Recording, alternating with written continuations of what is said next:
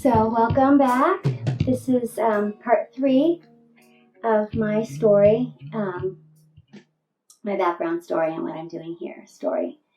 Okay, so we got up to the point where I met my husband. We had this whirlwind wedding, and it was a beautiful wedding. I had a beautiful wedding. I remember asking my mother if I could have a small wedding and apply the money, some of the money to like a down payment on a house or something. And she said, no, if I'm spending the money, I want a party. So it's definitely, these are the reasons why it was not easy for me to identify that my needs weren't getting met, because I did have a lot of things. Like I had, I grew up in a nice house and I had nice clothes and I had a beautiful wedding, things like that. And so no one was ever going to look at me and think, oh, poor little thing, was neglected. But it was the classic thing where it was the needs that I had met were the ones that it met their needs to meet. So I had this lovely wedding because my mother wanted to have a party, and the house that I ended up living in was almost a tent. It was really bad. It didn't have any indoor plumbing. For nearly 3 years, we lived without indoor plumbing. It was kind of funny. It was like, but no one would have ever guessed that. No one would ever have known that. I didn't look like someone who was living that way ever. But of course, this is something that no one had to know that. No one had to know about that part, but they would know about my wedding. And, most of the people at my wedding I didn't know. So, but those were things I was aware that I was doing. A lot of it was doing for my parents, and I was okay with that. I figured that was part of what you do. I was their only daughter. I figured that this was one of the reasons that they had a daughter, and I was totally fine with that. And I enjoyed it too. I loved, I was princess for a day. It was my dream wedding, so it was, that was a win-win. It didn't bother me at all. But it was only in retrospect that I kind of remembered some things like that. There were a few, interesting things about it that I did. And like, for instance, I designed a wedding dress, and I asked my dad to draw it up for me. But I made a big deal on the program for the wedding of saying that my dad and I worked on this dress together. I went really out of my way to build a perception of my family that was, above and beyond, that made it look not only that we were just an okay family, but that we were the family that I wanted, that we were a family that was deeply engaged and intimate and connected, and that they knew who I was, and that they really adored me. My dishonesty. This is where I was dishonest. This is where I participated in, creating a myth. And that was really going to come back and bite me. My belief was that even though my family had a hard time showing me that they loved me, they had a hard time saying it, they never once said, I love you. In fact, at this wedding, here's a story that my husband actually thinks this is an incredible story that I have got to tell, which it didn't strike me that it was that much of a story when I told it to him. But at my wedding day, my dad and I were doing the father-daughter dance, and I was thanking him for this beautiful day, and thank you, Dad, for this beautiful wedding. And I said, I love you. And he didn't answer me. And I said it again, I love you, Dad. I said it again and again and again and again. And he could never say it back to me. Even on my wedding day, even with my saying it to him over and over again, he couldn't say it back. But what I told myself about it was, yeah, they can't say it, but look at the event that day, and obviously he did love me, and obviously if I ever really needed him, if I ever really needed my family, they'd be there for me. So maybe they don't say it, but I know I can count on them. And the funny thing is that it was not, I didn't come up with that. My dad actually, I remember my dad being the one to say, people can say it, say those kinds of things, but who's doing it, who's showing up, who's being, who's actually really there. So, this was something that, I believed I actually got as a promise from my. This is where I see is a difference between narcissists and sociopaths. My parents were narcissists. They were, through and through narcissistic. They were very self-absorbed, very so self-involved, so obsessed with their own feelings and their own needs that they really didn't have any interest in anybody else's, and not even their kids. Their interest in my brother and I was purely for how we could reflect on them, how we could make their lives better. It was nothing about taking care of us, nothing about meeting our needs. They were that arrogant that they did, believe that we just lucked out just because they were our parents. They were never plotting against us, though. They were never plotting, how can I ruin this kid? How can I destroy this person's life? That was not ever what they were thinking. And I think that really, truly, they wanted to be good parents. They hoped that if it ever came down to it, someone would kick in, and they would be the parents that they believed themselves to be. Because they believed they were flawless at everything. They believed they were really, if they did it, it must be right. That's the way that they were. Never an apology, never anything like that. And they didn't need to go to counseling because there was nothing a counselor could tell them. They knew everything, and they were very arrogant in that way. And they would always put people down. My father worked in mental health, and he thought psychiatrists and all that were quacks. He thought the whole science of psychology was completely being a witch doctor. I mean, he was an economist. He worked on the fiscal side of things, and so it was okay for him to, even though he was working for a mental hospital, it was like he was a numbers guy. So, in fact, he figured this gave him a bird's eye view at what quacks they were. Really, empathy. They did not have empathy for the mentally ill, the poor, the elderly, small children. They really lacked any sort of empathy for anyone that was going through any hard time. Everything that was a hard time for somebody was deserved by them. It was their own fault, and they were the fact that they weren't going through whatever hard time was, because of some redeeming quality that they had in them, their smartness or their hard work or something like that. And that all anybody needs to do is be more like them, and then they wouldn't have any problems. That was basically how my parents were. My husband, on the other hand, now he was a completely different thing. And of course, I didn't see all of this until it played out later.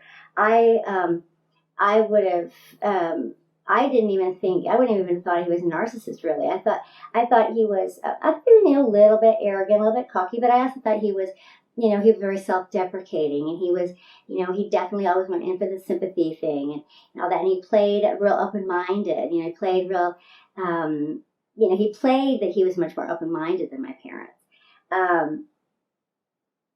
And what's really funny is, not funny, but just kind of eerie, is that since, now that we're divorced, and almost immediately afterwards, the person he's with now is kind of, apparently he makes racial slurs, which was never anything he did in the entire time we were together, because I would really look down on that.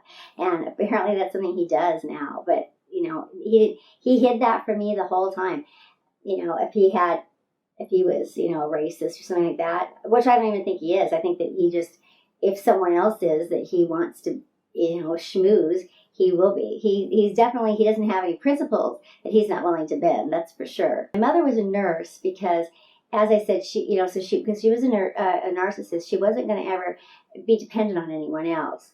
And so she was, the original feminist in the sense that, she definitely wasn't going to expect that there was going to be a man taking care of her.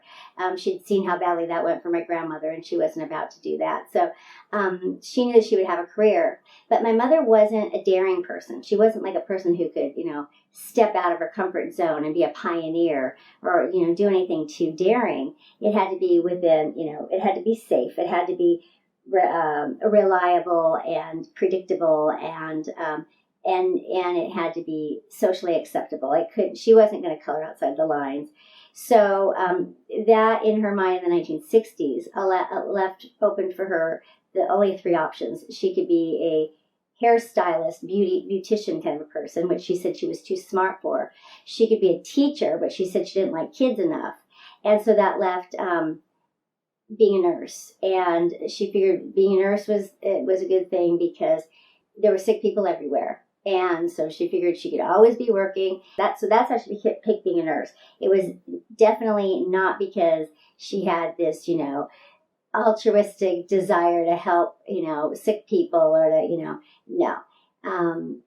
And she really hated, like for a while there, she was working in a doctor's office, just a family practice doctor's office, hated that job.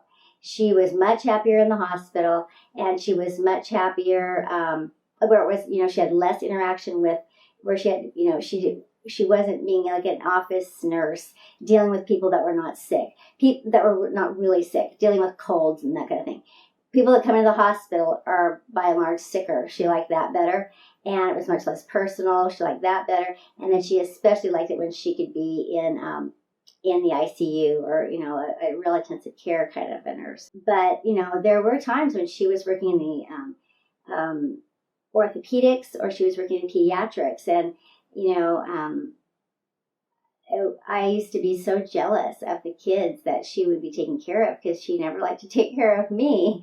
And like I said, my grandmother was the one that took care of me when I was sick.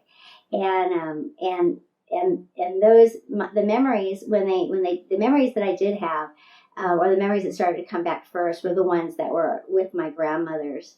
And they started coming with, they would be with my grandmothers, or then they would be with my friends at school or in the neighborhood. And then the ones that just stayed missing for the longest time and still are only, still fewer and farther between are the ones at home privately with just my family. Just the four of us. I remember family times where my grandparents were around. And I think that I think I remember all those events because I think that's also when my parents were on their best behavior. My parents were completely different when other people were around. And my ex-husband was the same way. After he and I split up, I would always be so much happier when he had a girlfriend, because I knew that as long as there was a girlfriend around that he was trying to think he was a good dad, he would be a better dad, and that would be a better outcome for my kids.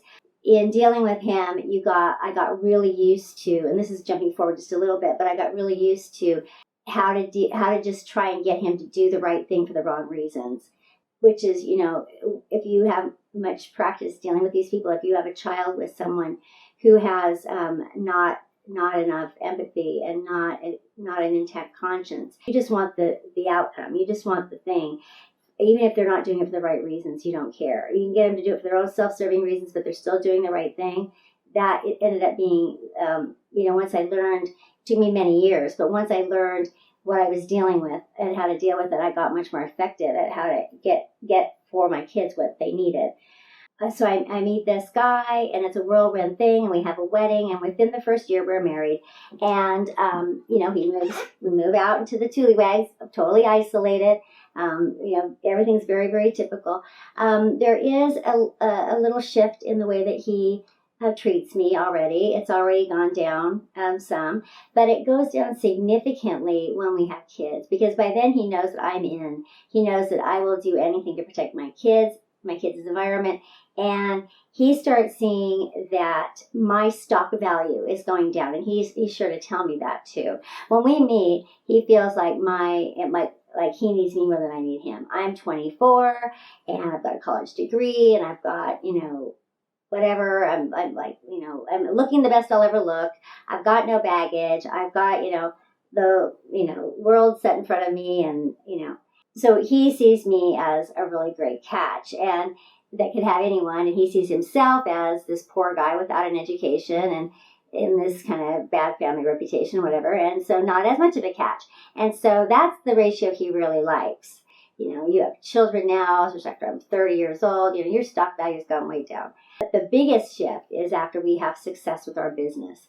Now he sees himself as a successful entrepreneur. Now, granted, we did it together. We're equal partners in a business. We have 2 other partners as well. So we have a deal that is a 5-year deal where we pay out half the profits to our partners until their initial investment is paid back or whatever. And then at that point, then the business is 100% ours, which means 50% his and 50% mine. But in the beginning, it's 25% each of ours. And but he is completely taking 100% of the credit. He's making everyone think that it's all his doing.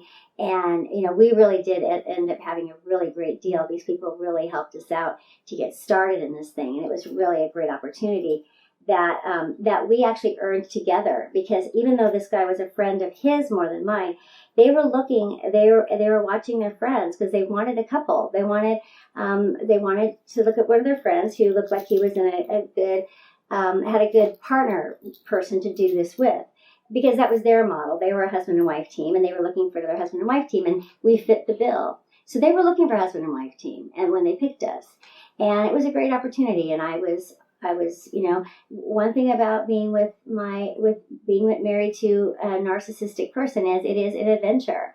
And it was always exciting. We were always taking risks. We were always doing things. And most of the time it really worked out. We didn't take too many bad turns, but I honestly say that it wasn't, if I had karma biting me, like if I was, say, on the side of him screwing somebody else over in other things earlier, and then it came back to bite me because he screwed me over, then that would be, I would deserve that. But I have to honestly say that in the times that we were doing things together, we were on a team together, I was never aware of him ever screwing anyone over. I never saw anything like that happen.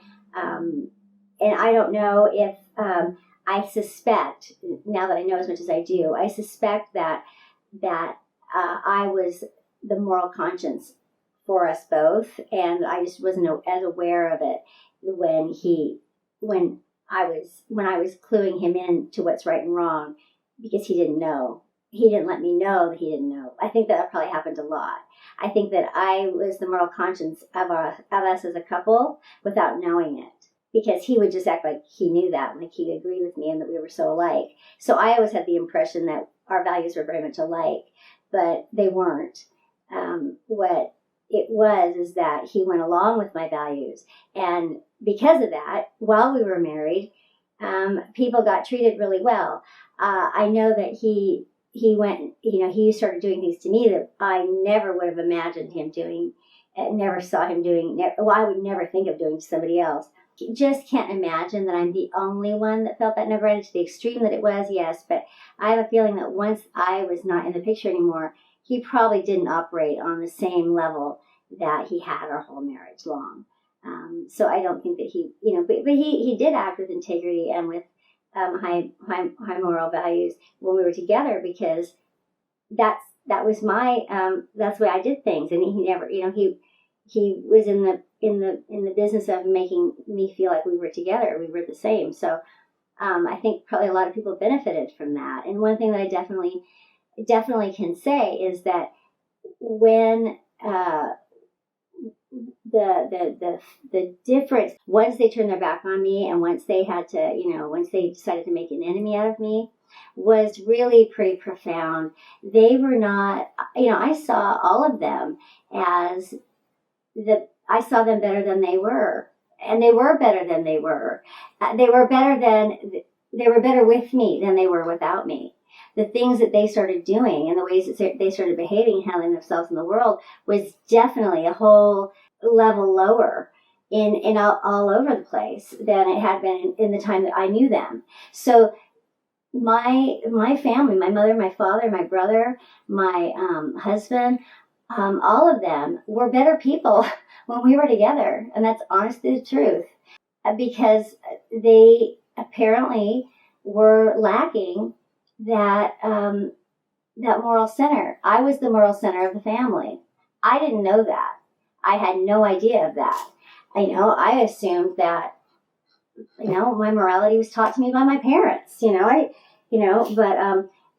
I was never aware of being the moral police in our family at all, the moral compass at all. But it's clear that I was, because without me, they did things differently, and they did things towards to me that were especially bad. But I saw the way that they did that were not okay. That I don't believe they would have done when I was part of the family.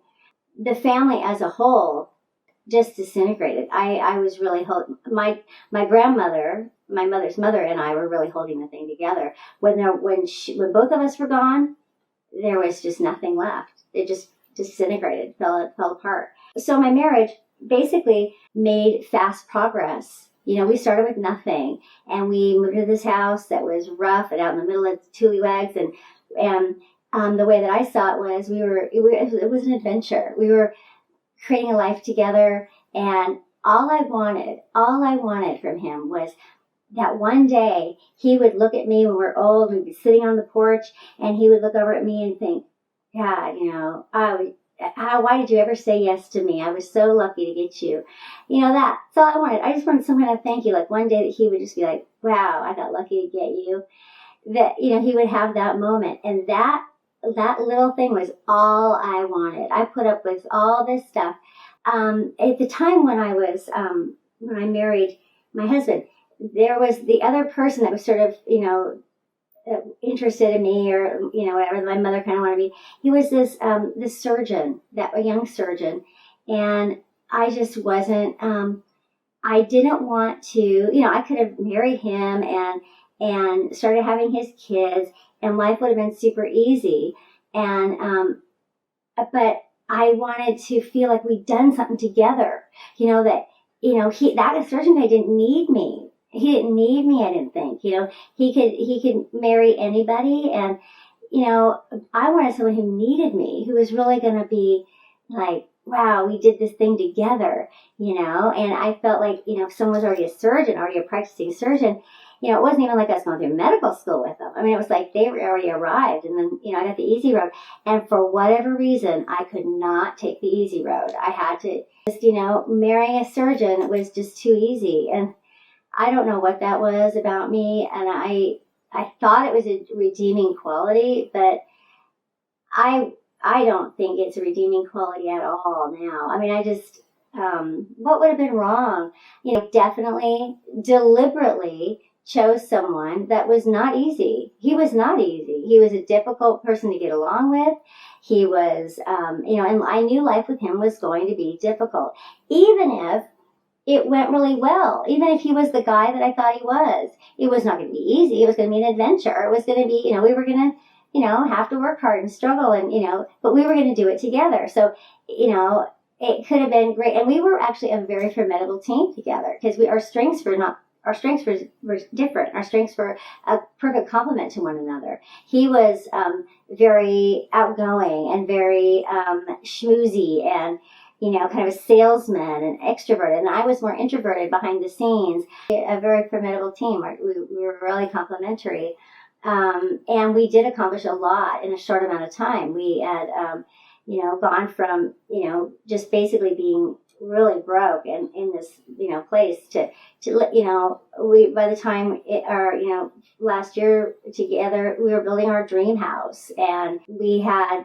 our business was making, 5 times what we'd made the year before.